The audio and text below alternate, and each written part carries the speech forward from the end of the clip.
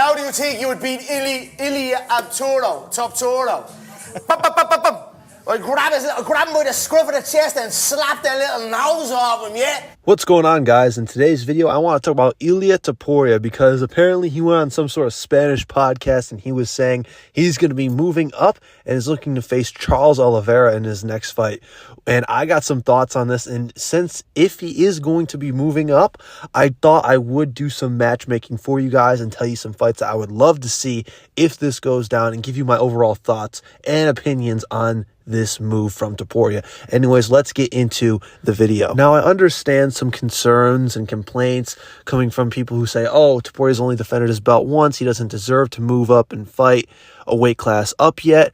You should defend your belt multiple times before you do that. I completely understand, and I agree in most circumstances. However, I think Topuria is an outlier because if you look at his two title wins, he has the two back-to-back best title wins in UFC history. He's beaten like two divisional GOATs. He's beaten Volkanovski and Max Holloway by knockout. The only fighter to beat Volkanovski at 145 pounds and the only fighter to beat Max Holloway at 145 pounds other than Volkanovski, and I'm not including that Poirier fight. I mean, Holloway was 20 at the time, so yeah, and he was also the first to knock out Max Holloway in his entire career, whereas Holloway's fought complete just legend after legend for his whole career. Topuria is the only one who's been able to knock him out. So I feel like that resume right there, those two back-to-back wins are so spectacular and so awesome. Now, there is Diego Lopez, who I feel does deserve a title shot.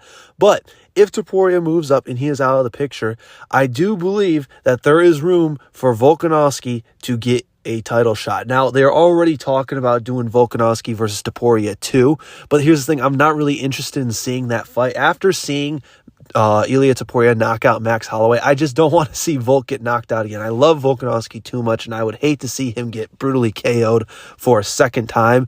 So I definitely feel like a Diego Lopez versus Volkanovski fight, although yes, Lopez is still dangerous, he's not as clean of a boxer as a guy like Ilia Topuria, and he's a little bit more wild, and I think Volkanovski could possibly slow the fight down, use his fight IQ, drag it out into deep waters. So I definitely think there is a much clearer path for Volkanovski to beat Diego Lopez than it would be against Ilia Topuria. Ilia Topuria is just next level. Now, if Makhachev will be defending his belt against Arman Tsarukyan, that leaves the opportunity for, if Makhachev moves up, you can do a vacant title fight with Topuria and Charles Oliveira. However, if, they're busy at welterweight with Muhammad, with Shavkat, with other contenders, you could do a title elimination bout, Charles Oliveira versus Ilia Topuria. I think that right there is such a big fight that it could headline a pay-per-view on its own. I mean, just imagine that. I mean, Topuria versus Oliveira, I mean, you could probably sell out an arena in Spain and just stack the undercard with some good fights, and you have a pay-per-view right there without even putting a world title fight up on the line. And I feel like that would also set up Makhachev versus Topuria. Right there, that fight is such a massive fight right there. And now, if Makhachev is going to stay at 155, we've seen him rematch Volkanovski. We've seen him rematch Arman Tsarukyan. He's been scheduled to rematch Charles. If they go ahead with the Charles rematch, it's going to be the third rematch he's had in his title reign. Right here, what this does is it sets up an opportunity to see that Topuria versus Makhachev fight, and not only just see it, to build it up even more. Because, yes, Topuria could defend his belt. He could beat contenders. He could knock out Volkanovski again, which I don't want to see. If you give him a fresh matchup, up a weight class in Charles Oliveira, there's stakes there, and it's a really intriguing matchup because Charles Oliveira is dangerous. I love Holloway and I love Volkanovski, but I think Charles Oliveira is a much more dangerous fighter than either of those guys right there. It's actually, I really love this matchup the more I talk about it. And think about it like this, guys. If you want to see Topuria defend his belt, cool, I completely understand that, but let's say he defends against Volkanovski, let's say he defends against Diego Lopez, okay, so get him up to 3 title defenses. That's going to take him a year to do those 2 fights.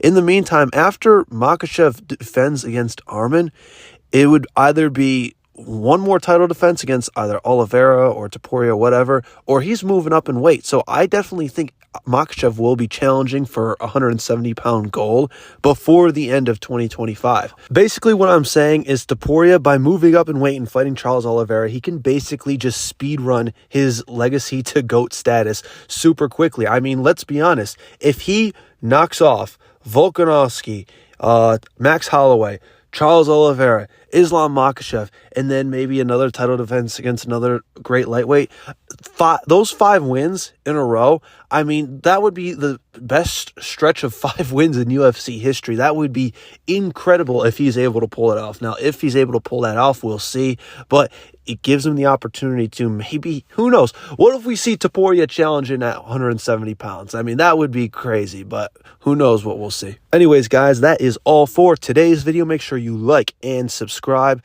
to my YouTube channel. We're going to be uploading consistently. So yeah, I'll see you guys in my next video. Peace out.